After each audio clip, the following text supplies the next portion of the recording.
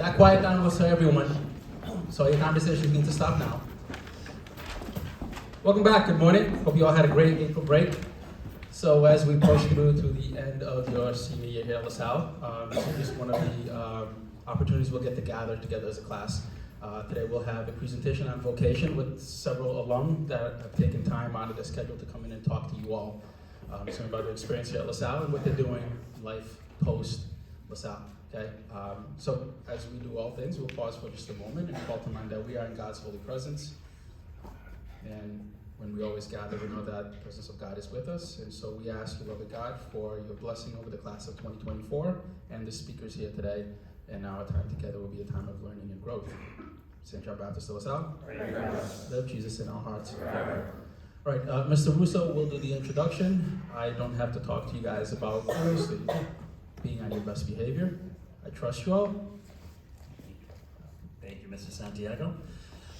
Welcome, everybody. Welcome back from break. This is the home stretch for our seniors, and we're certainly grateful to be here with some wonderful alum who have, decided to come and share their experience. We invited them, and they were happy to do it, so we're excited to hear a little bit about their journeys beyond LaSalle. For us, this is something new that we're trying out this year, and we're excited about it.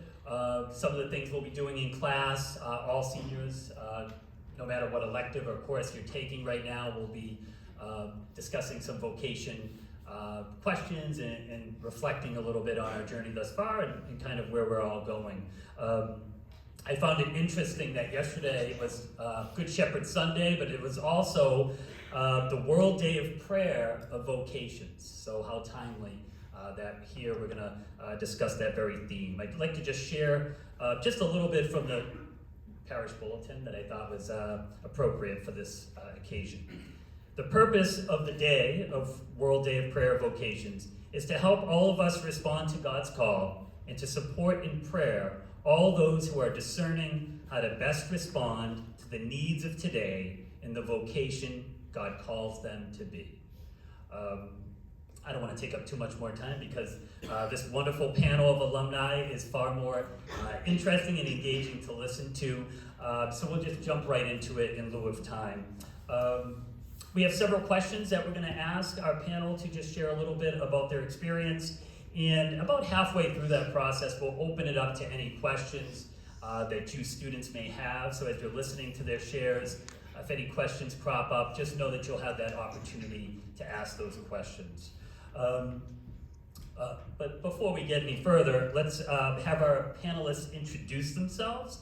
And so we'll start with Ann McDonald Murphy for the first question. We're just going to ask if you could just please state your name, the class year, and summarize the roles and responsibilities of your current position for us. Good morning. It's a pleasure to be here. I love LaSalle. I graduated from LaSalle Academy in 1988. I was the first class of girls for 4 years here. LaSalle went co-ed in 1984. And I entered the doors as a freshman, thinking I knew everything, and I knew very little. I have two daughters who graduated from LaSalle, one in 21 and one in 17, and they both also love LaSalle Academy, and LaSalle prepared them well for college. One has already graduated and did very well, and one is a junior and is loving college. So, I work right now at the Department of Children, Youth, and Families. I'm the administrator of the Child Protective Service Division, which is pretty much, if you know a hospital, it's the ER of a hospital. So it's the front door. It's through the hotline. There's a child abuse hotline in Rhode Island that if any child is being abused or neglected or someone just needs help, that's where they call. And I run that division. It is a great responsibility. I take a lot of pride in it, just like I did at being a RAM. There's never a dull moment. There's never a day where you wonder, am I making a difference? You're never bored, ever. And you feel like every day you're touching people. I spent a long time in the field, which was really my passion. For 25 years, I was a frontline investigator, which was every day I went to a different house and met people and hopefully helped them the best I could. I've now moved up and I'm training the younger people to do the same job. As an administrator, my job is to make sure that the workers and the supervisors are doing what they need to do to help families, to really service families and make sure that people in need are getting what they need. There's a lot out there, but connecting people to What it is the big job, right? So we have a lot of services, we have a lot of people in need, but sometimes that connection doesn't happen. And so my job is making sure that I train the supervisors and the workers to service the families who need that. And I do a lot of other stuff, but that in a nutshell is what I do as an administrator at DCYF.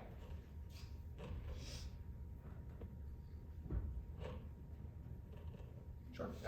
Hi, everybody. My name is Aaron O'Brien Mackesy. I'm a graduate of the class of 2015.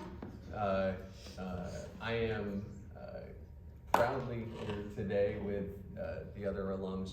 I went to Catholic University after I attended LaSalle. I went on to Boston University and got my master's in international affairs, got my undergrad in musical theater, so it's nice to be here in the theater today.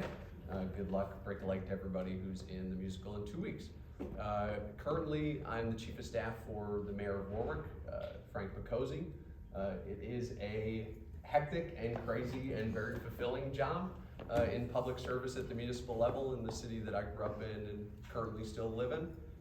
It's a pretty varied day-to-day responsibility. There's about 5 people in our office, which is pretty small for the second largest city in the state.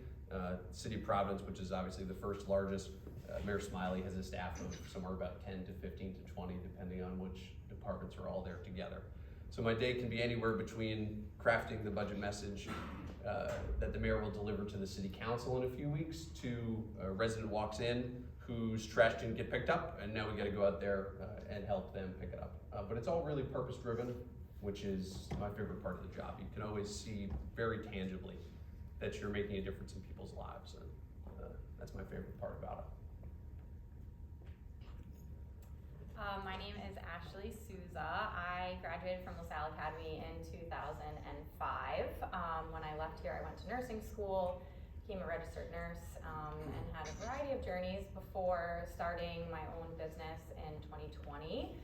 Mother's Haven, which is located right here in Rhode Island, and our goal is to basically guide families through the parenthood journey. We have a brick and mortar in East Greenwich and have since brought on a variety of other providers. And I am a registered nurse and a lactation consultant, but we have a physical therapist, we have a nutritionist, a speech pathologist, et cetera, and a growing team. So yeah, and I'm a mom of 2, so between those 2 things, I'm quite busy.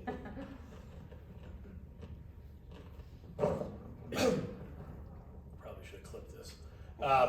Good morning, everyone. My name is PJ Fox. I am a graduate of the class of '98. My current role is with the Office of the Attorney General here in Rhode Island. I'm the Director of Community Violence Intervention. And my role primarily is to craft a strategy for the state to address gun violence, all sorts of types of violence, gun violence being one of the big focuses, but also really to unify the services and programs that are being done on a state level, and then making sure that the resources that the state has can get down to community-based organizations that are frontline doing the work every day to save some lives. So it's a very new position. 2 months this week. Tomorrow, I think, is 2 months. And we're the 3rd state's Attorney General's office in the country to have this position. So it's very new on a national level to have this kind of someone with this focus in a state's attorney's office focused on this. So I'm very happy to be here and looking forward to a lot of your questions. Thank you. Hey, my name is Jackson Riley. I graduated here in 2012. I went to Stonehill College where I got a biology degree because I thought for sure I'd end up in medicine. That didn't happen, thank God. When I graduated from college, I kind of wanted to stop studying and get back and do something. So I said, might as well go teach, right? So I started teaching at Mount Pleasant High School. I taught biology, chemistry, AP Environmental. Did that for 3 years. During that time, I got my administrator license. Then I went on to be an assistant principal at West Broadway Middle School. I got my master's in education. Then I got my doctorate in educational leadership. Then I became a principal at Youngwoods Elementary School, where I was there for about a year and a half. And then now I'm in Nathaniel Green right down the street. I work with some of you guys. You guys have been in work with our kids. We have the best kids there. We have about 1,000 students in grades 6 through 8. We have everything from self-contained students, students that are brand new to the country, speak, no English at the time, all the way up to advanced academics. So it's really like a whole walk of life in the building. We've got about 115 teachers in the building as well. So it's a pretty big school, and there's definitely no job description to my day. I go in with quite a to-do list. We get to 2 or 3 items. It's wonderful, but it's definitely the most rewarding job I could ever ask for, and I'm so happy to be here today to talk to you all. Thank you all for being here. Obviously, very busy people, and thank you for taking the time to be here. So again, we're thinking about vocation as kind of a broader definition of vocation, where our interests and our passions intersect with what we're good at, our gifts, our talents, and then what the world needs. So our next question, we'll start with PJ, if you don't mind on this one. How would you characterize good leadership? Good question. So leadership to me is it's a powerful thing, right? Your job isn't to necessarily do the work, it's to inspire people to do the work. And I think that's a very important distinction. And inspiring people is a hard thing to do. And it's also very easy. And I think when you're listening to what people have to say, and you're encouraging people to do their best, to bring their best every day, being a leader is very rewarding. But leadership it comes with a lot of burden, and it's because you have to constantly really be on. If you think about your teachers, you think about the administration here, think about their energy they bring every day.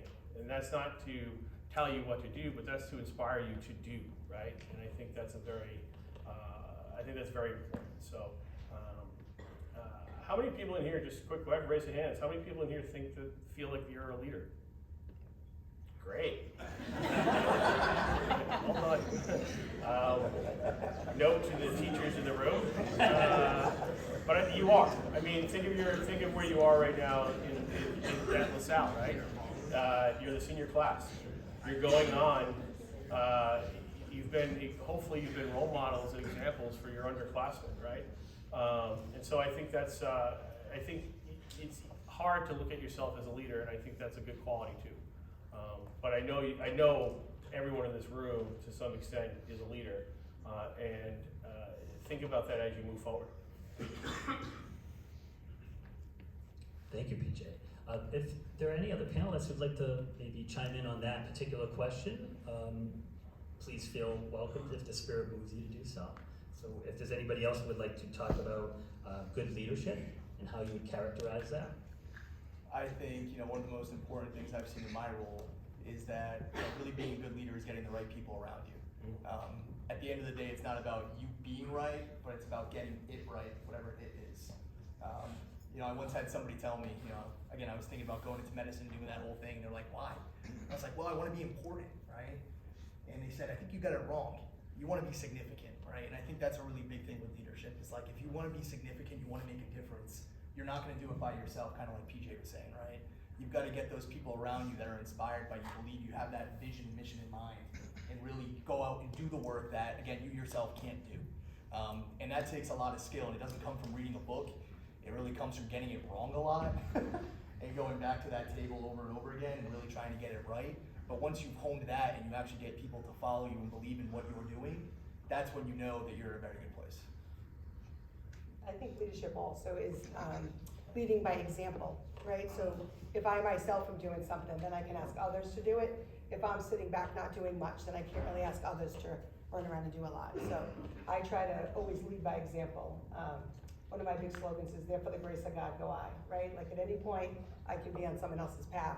And so I just try to always do the best I can and ask the people around me to do it. And I think you all see that here at school. Most of the time, people will follow you. If you're doing something really hard or really good, people will jump in and be a part of it. I don't necessarily think there's one right theory of leadership. I think there are lots of different theories out there. And whether you're a leader or somebody who's a member of a team, you should go and find that theory that works best for you. What motivates, what do you find that motivates people more often than not? Or as a member of a team, what's a theory that you react well to? Is it an incentive by your boss? And I just say that Harry Truman said, not all readers will be leaders, but all leaders must be readers. I just encourage you to read as much as you can, because it's best to learn from other people's successes and mistakes than make those mistakes yourself. Yeah, for me, I think being in medicine, like going back to that team, having collaborative conversations and being open to criticism, and also being able to grow from that and not looking at it as a negative. And I think that all in all, leadership is just, you're always adapting and changing and evolving, and I think that that's an important piece to take forward into wherever you end up. Thank you. All right, the next question, we'll start with Ashley on this one. How does service to others play a role in your life and career path? So obviously, as a nurse, I have been at people's bedsides for their worst and their best moments. And pretty much day to day, what I'm doing is, helping guide people now through the parenthood experience, which is a ride in and of itself. So for me, it's just about being there and not placing judgments and hearing what people have to say, and then helping them meet their goals, whatever their goals are. Society has a lot to say about what we do and how we do it, especially as parents. And I think, everyone's gonna find their way through in their own way, and my goal is just to support families through that. And I think being a nurse for however many years, I don't even wanna do the math, I, have found a lot of joy in supporting people through all of these moments.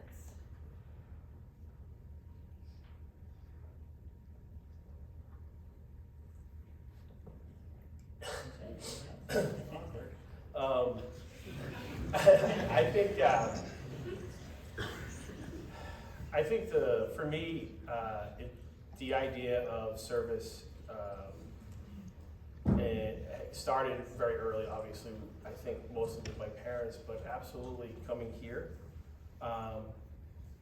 When we were prepping for this, I let it be known that I maybe wasn't the best student. I wasn't necessarily focused the way that I needed to be focused when I was here. But oddly enough, I think that was probably one of the best lessons I got out of LaSalle, was service to others, right? And I think it shaped me, because LaSalle didn't give up on me, right? And trust me, they should have. But they didn't. And so I think that's what has shaped me in my career path now, to be frank. I think everything from, so what I didn't mention in the beginning is I'm also the executive director of a nonprofit called Providence Sports and Leadership. And I think it's to me, service to others means just giving yourself, giving what you can, bringing what you can every day. It doesn't have to be 100%, but it better be 100% of whatever percentage you can give. And recognizing that maybe you don't have it today, but letting people know that. And I think service to others changes you.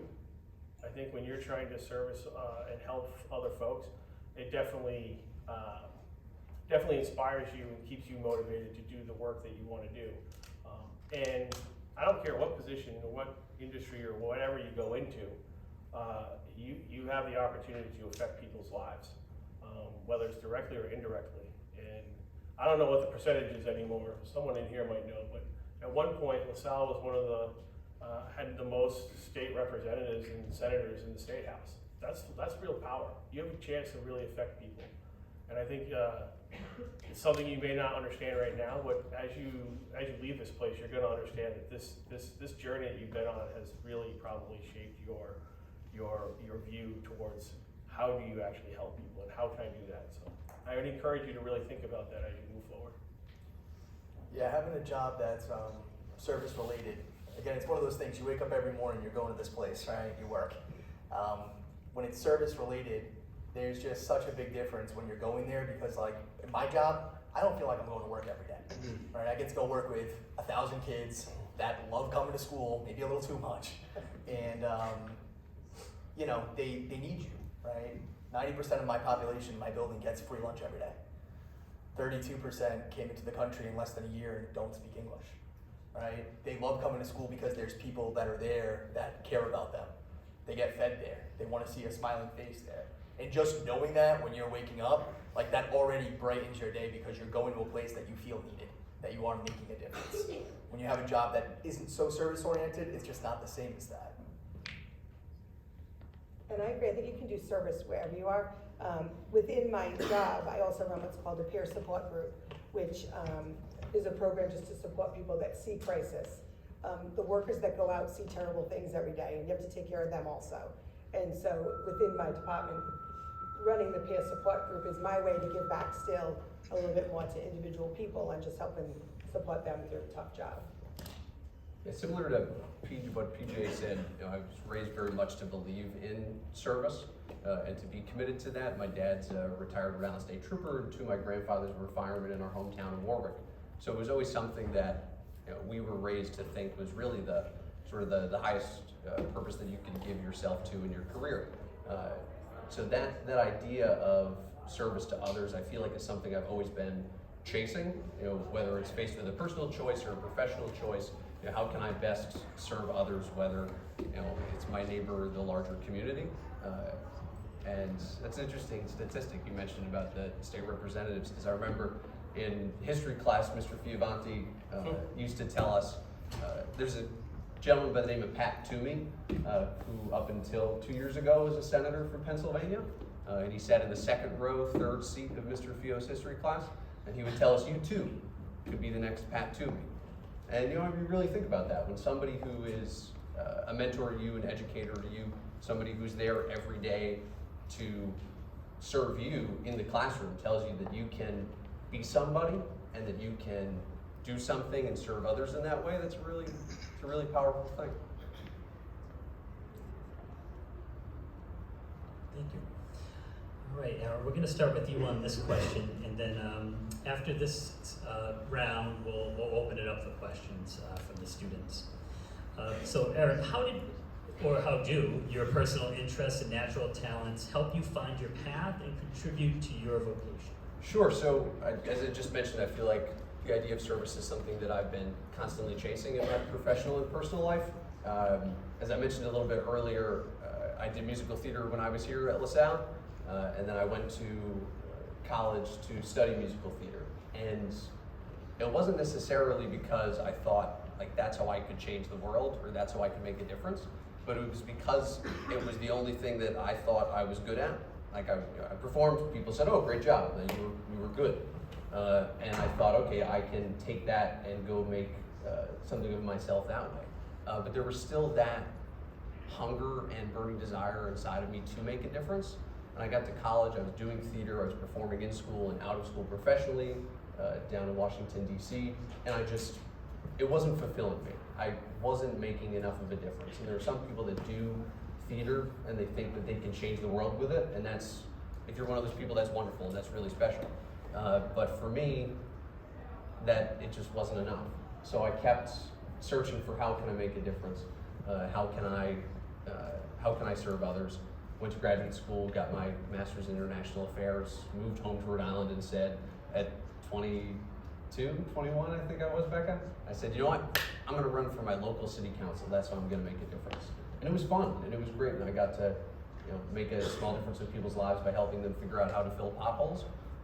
In the end, I lost, but along the way I met a guy who would become mayor of the city of Warwick, Mayor Picozzi, called me up the day after I lost, and he said, hey, you lost, I won, you need a job. And I went to work for him, and I've been working for him ever since. And I get to make a difference every day for people, and that might not be your purpose or the thing that drives you to service or to do whatever it is that you want to do in your life, but I would just say find the thing that feeds that passion and that desire in you to propel you forward.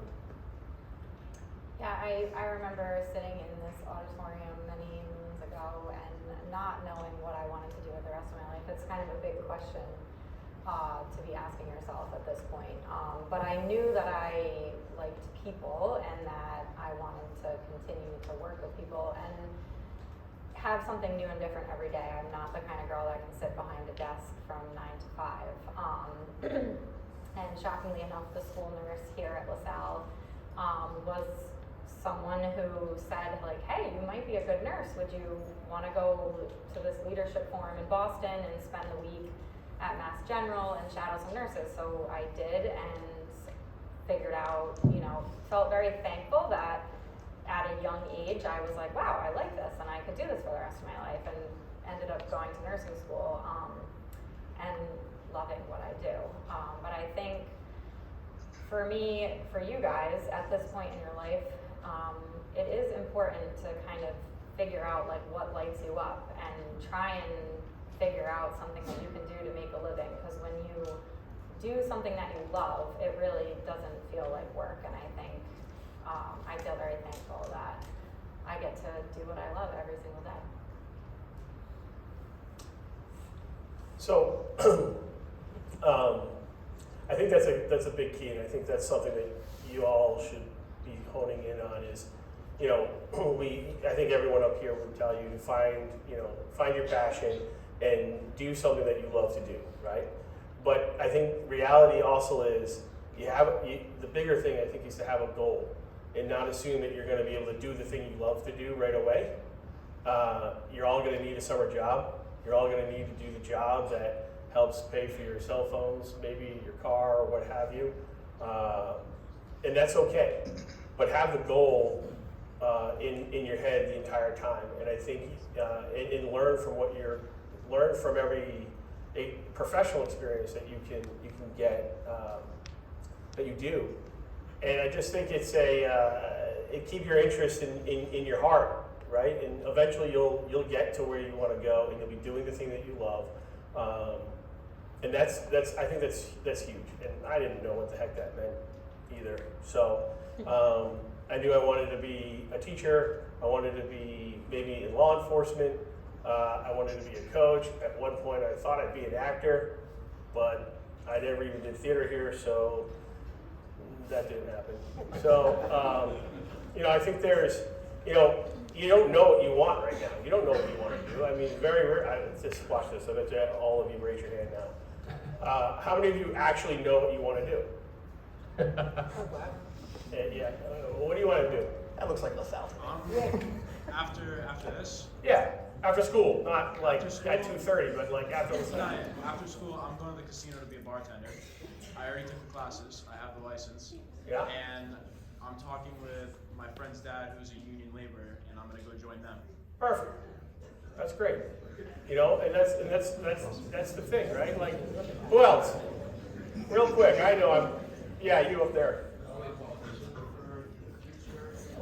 Small jobs to build up my cash flow, but for long-term goals, I want to do real estate development, open up my own LLC, have condominiums, flip houses, etc., and build a team around me with people that have like the same ideas and like-minded goals to then flourish from there. Great. I'm not going to ask anybody else because No, but- they're probably all ready to Can shut I up. just say, even taking that with real estate, right? So I helped do a Habitat for Humanity, which I recommend to everybody, where no matter what job you do, it doesn't have to be in service. From that job, there's always a way to give back to the community around you.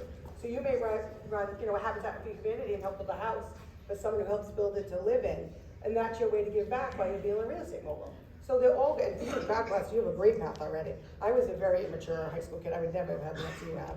So good for you. But I think no matter what it is, you will find a way to give back. It doesn't have to be, we're all in service, yes, but any job can have service attached in a way. So it's like, Yeah, you're experiencing a lot this year. There was a lot of signs in my face that I was going to go into education, but it took like 4 years for me to actually see that. I did my Christian service at Bishop McVinney. I taught 4th grade science.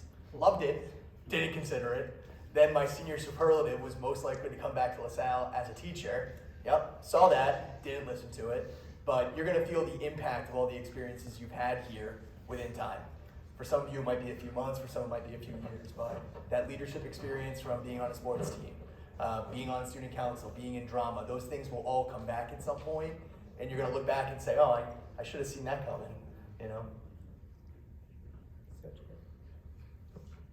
Thank you. And seems like a good segue into opening it up to the students here. If you have any questions for our panelists, we'll open up at least for a few minutes to answer some questions of yours, if you have any. Lola. Thank you, Mrs. Salle. Hi. For Mary and Wilson, how was it kind of like transitioning from you thinking that you wanted to do one thing into like making the change into something else? Like how you were a registered nurse and then you decided to go more on the business side of that, and then you deciding to go into teaching? Please. So yes, I became a registered nurse and did that for a while, and then I thought about opening my own business for years and years and years, and then the pandemic hit, and I was the educator at Salle County Hospital, so I did all the childbirth classes, and I had friends and friends of friends reaching out to me saying like, help, I'm having a baby in 3 weeks, my classes are canceled, I have no idea what I'm doing. So I started kind of teaching on the side, and then a company in Boston reached out to me about doing their childbirth class, and then it just kind of grew and grew, and if you had told me 4 years ago that I would be here, I would have never believed you, and I just kind of went with it, and it's just led itself, thankfully. Yeah, I spent a lot of time studying in college, biology degree. You're gonna spend a lot of time in the lab and in the science areas. And by my senior year, I just got kind of tired of it. It's very selfish when you're spending all that time, 5, 8, 10 hours a day doing that, and you don't really feel like you're giving back or contributing to anything. So I kind of looked into teaching, and with my degree, there's a high need for science teachers, and I said, let's give it a try. After my first day, I knew I was never gonna leave. I loved it. But I think that that's the biggest thing, is just not being afraid to take that step and try something. And if you don't like it, that's fine. You have so many opportunities, especially coming from here with the network you have, the education background you have. There's nothing that you can't do, but you have to try to do it.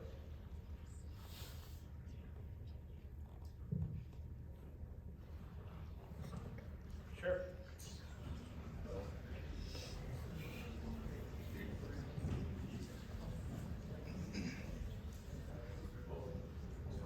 Hi. So a lot of you studied and majored, and then you didn't go into a career into that major. How could you find a job that you would like the most in the college the fastest way without experiencing like other jobs that you might not like? I'd say that's really tough.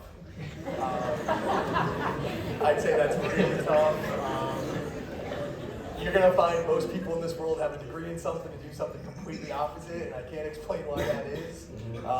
But again, it's not being afraid to try things, not being afraid to fail, not being afraid to not like something. I had friends in college that switched their majors 10, 15 times until they were told you can't do it anymore. Again, I stuck with the major that I got because I truly did like science. But I think what came after that was, what am I going to do with the science? Do I want to be in a hospital with that science? Do I want to teach with that science? Do I want to go into a lab with that science? And so that degree that I got opened up a lot of doors. And then at that point in time, it was up to me to kind of say, where do I stand? What talents do I bring to the table? What brings me joy? What can I do with science? And that ended up being teaching. The path isn't always very clear. I think, so I had the fortune of Mr. Haru as my guidance counselor here. I loved him very much, and he was my daughter's guidance counselor. He knew me well. I loved LaSalle. I participated in everything, but I was not the best student.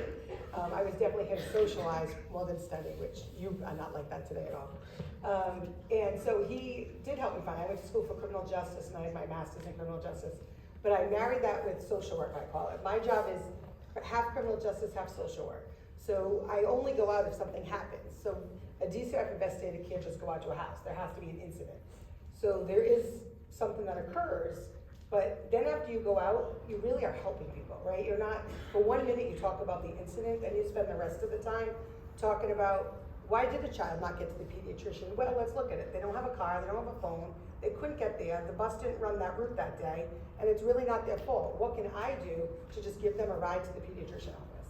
So I feel like I got the opportunity to wear both hats. I did go to school for the right major. I loved my college experience. Mr. Huru was very smart as he is and guided me the right way. But I merged that also with social work, which was serving people.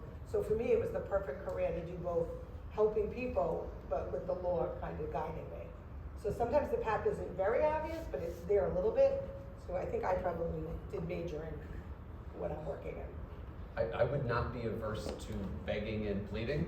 I mean, you're always going to have to do some job that you might not be the end goal, but it's going to help you get there, or maybe it won't, but it's going to be a good experience and interesting just the same. I mean, when I was switching from musical theater to politics and public policy, I had absolutely no, internships politically. So what I did was I said, okay, like, who can I, in my world sphere of knowing people, who can help me get the internship that I want? And I said, okay, I want to intern for U.S. Senator Jack Reed. I was living in D.C. So I called up my friends and I said, hey, who knows a connection to so-and-so? It actually ended up being a LaSalle connection because Senator Reed's a LaSalle grad that was able to get me, a musical theater student, an internship. It was pretty funny on the first day. Everybody going around the table, saying their majors, and here's the theater kid. But don't let your pride get in the way of asking for help or just trying to take any opportunity you can. Yeah, I think that you're gonna enter your career and you might not get your dream job. I've worked nights, I've worked weekends, I've left my family on holidays.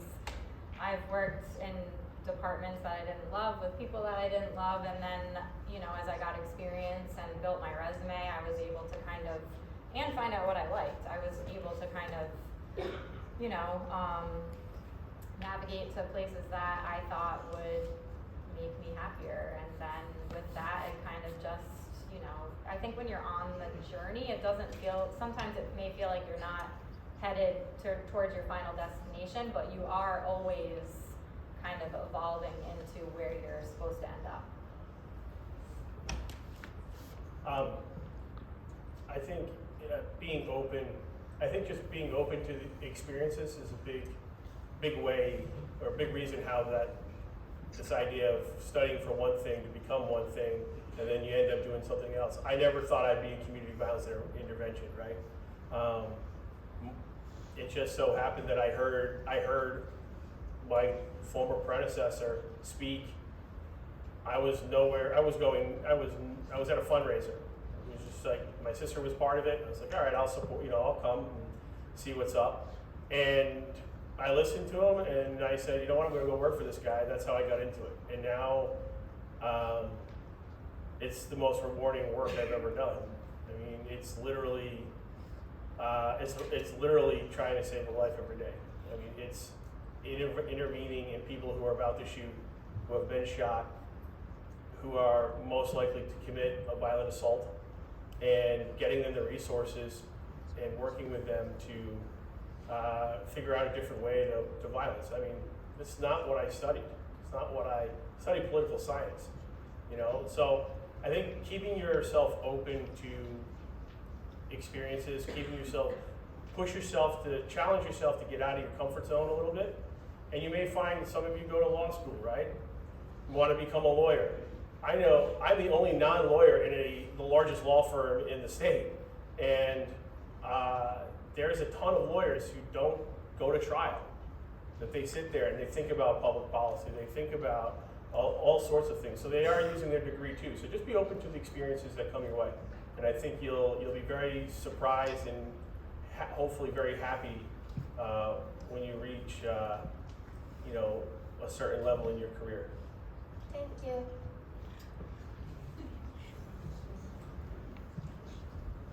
You got it. So I'm about to go to college, and it's like a lot of studying and everything, but I hate studying. How do I keep myself from getting burnt out? You know what I mean? How do I keep myself motivated? I'm somebody who hated studying as well, and my idea of going to school was enjoying my extracurricular activities. I mean, I spent more time in the theater than I really did in the classroom, and that's what made me excited about coming to LaSalle, was the community that I found in my extracurricular activities and the academic portions that I liked, which were predominantly just history. But I would say find the thing that, even if it's a small portion of your academic study, find the thing that really motivates you and that you're really interested in, and try and structure your studying around that. And find a piece of that in each of your subjects if you can. That would be my recommendation. My advice would be study with others. That always helps me. I'm more of a group person than an individual. So whether you're roommates or people in the hall if you live at school, or if you commute to the community center, find other people studying for that same class or exam and work with each other, because everybody has different strengths. And I think if you tap into those around you, that can always help with studying.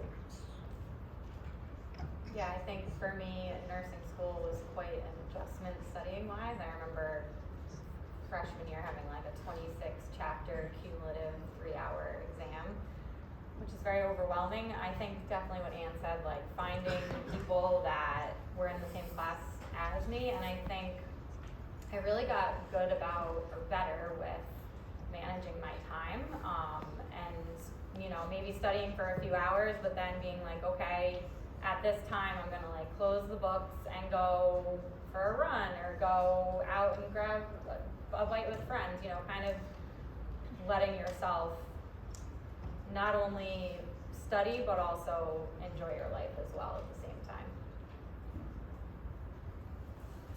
You are more likely to retain information if you're not feeling closed off and stressed. I know it's easier said than done, and also, there's no timeline to this, right? Like, if you put yourself on a timeline, you're probably gonna disappoint yourself. College is an opportunity to experience a lot, to grow, to figure out how you interact in situations and so forth. Like, I did college on my own time, and I'm not a studier. Like, I have to get up early to do all my reading for work and all that kind of stuff. You gotta you'll figure out how you do it. But I think the biggest thing too is to ask for help, and that goes in every part of your life and moving forward. If you're struggling with something, go ask for help. That's the best advice. I wish I listened to it earlier on, but that's my best advice I can give you. Ask for help.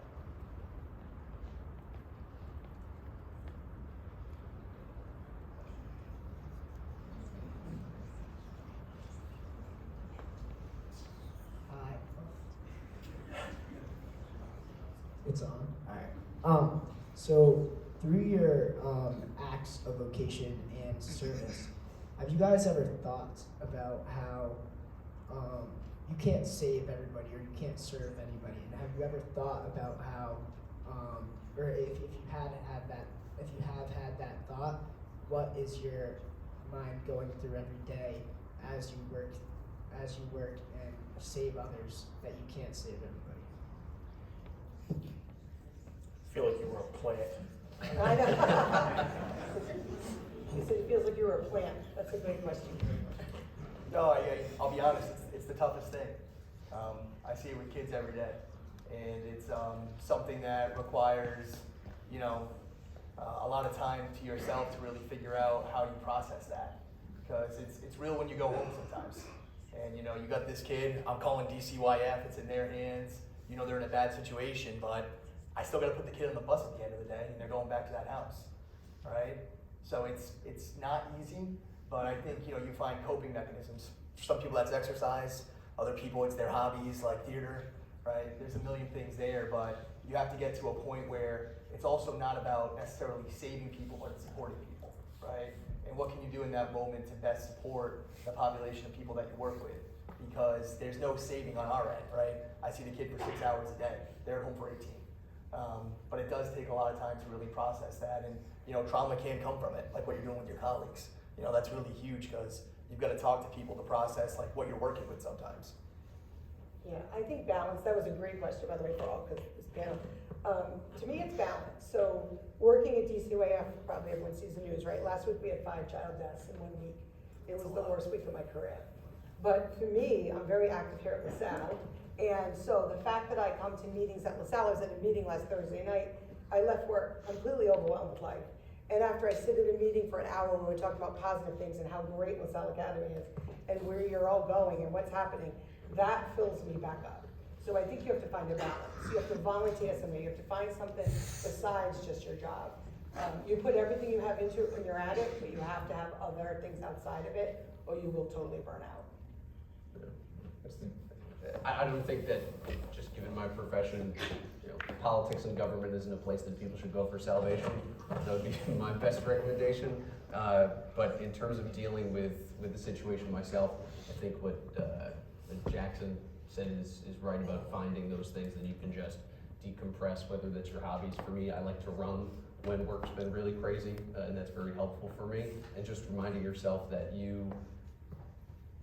while you can help change the world in your own little corner of it, you can only do that if the person across the desk from you actually wants to be an active participant in that. And there's no amount of logic and reason or bribery that you can use to get them to get to that point. Yeah, my dad has a lot of sayings, and one of them is you can bring a horse to water, but you can't make it drink. And I think that that is something that, especially in my career, that, I would love to help everyone and save everyone, and that's why I do what I do.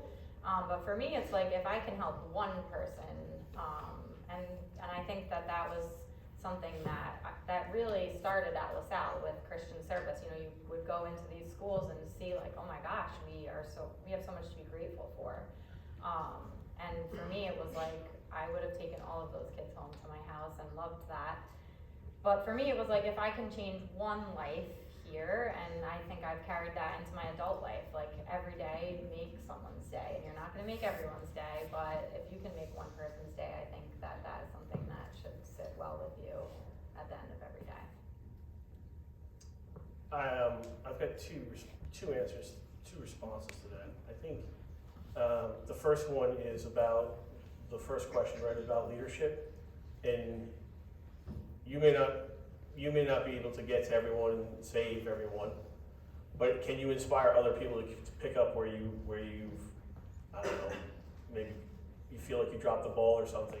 And I think that's a big deal. Like, that's part of this, is like, I know I'm not gonna save everyone. I know everything, we could have the best support systems in the world and still not save everyone. But I think if we can continue to inspire each other to do good things, we're collectively gonna save a lot. We're gonna do a lot more, right? The second thing is recognizing your own grief and your own pain with it.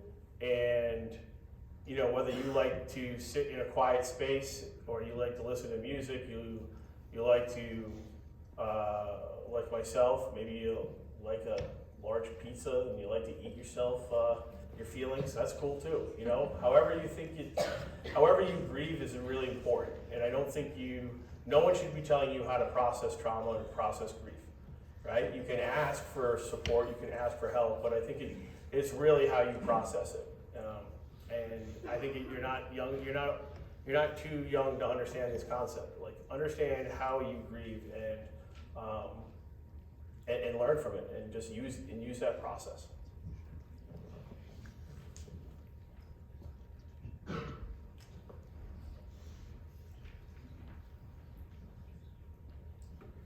Hi. So as seniors, I think we have around 22 days left, excluding final exams.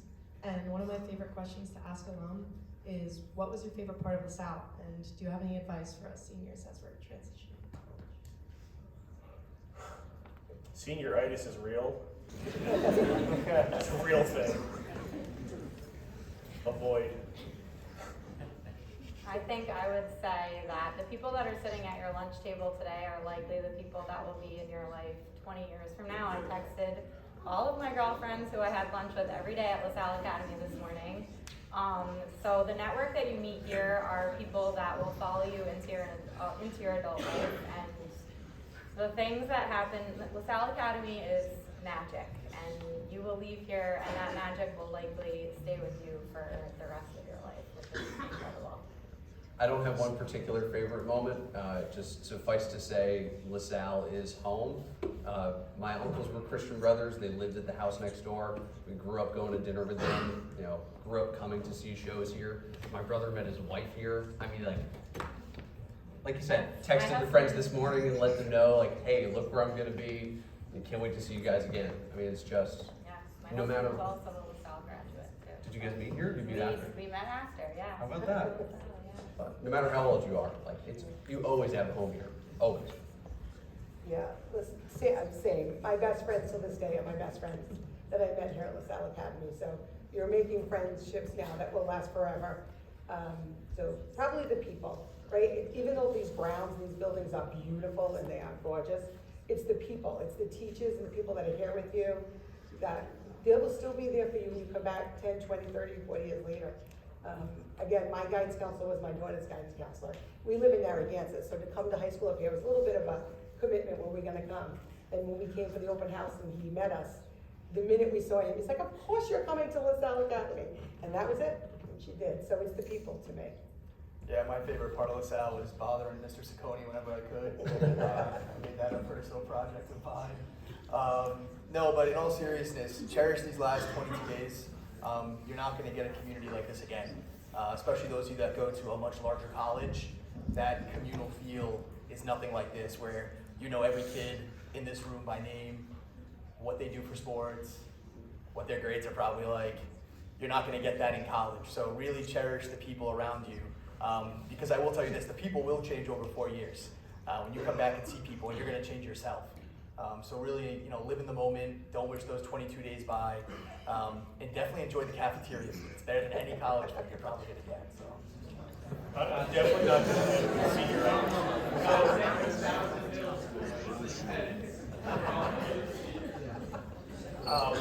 I think so. I think trying to slow it down a little bit. I think trying to slow it down a little bit would be my advice to you all. Similar to what's been said, just kind of, I never saw a play when I was here in the 4 years, right? I wish I did. So if you haven't done something that you maybe have thought about doing, do it. Try to slow it down a little bit and enjoy it. But just and also recognize that there's probably people in here that you don't know at all that you're gonna end up meeting too at some point. Like some of my closest friends right now, I didn't know.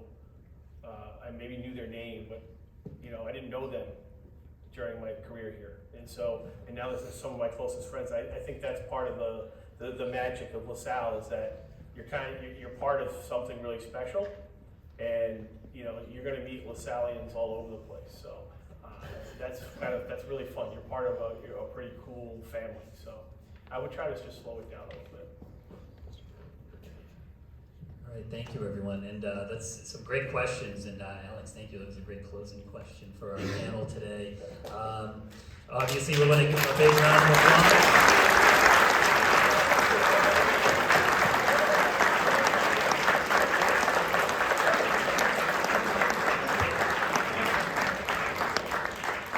Thank you all so much for coming today, to taking time out of your busy lives, your careers and families to be with us.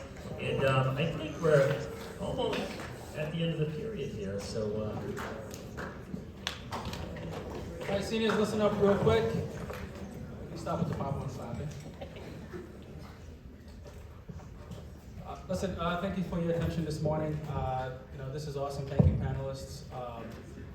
The hope is that you all internalize this. I don't think that you will remember the entire narrative, the entire manuscript of everything that was said, but hopefully certain things stayed with you. Hopefully certain phrases, certain experiences from our panelists will remain with you and will help guide you on your path going forward. And hopefully one day we'll have some of you doing the very same thing, right? Speaking to a group of students who are about to step out into the world and have no idea what's coming, right?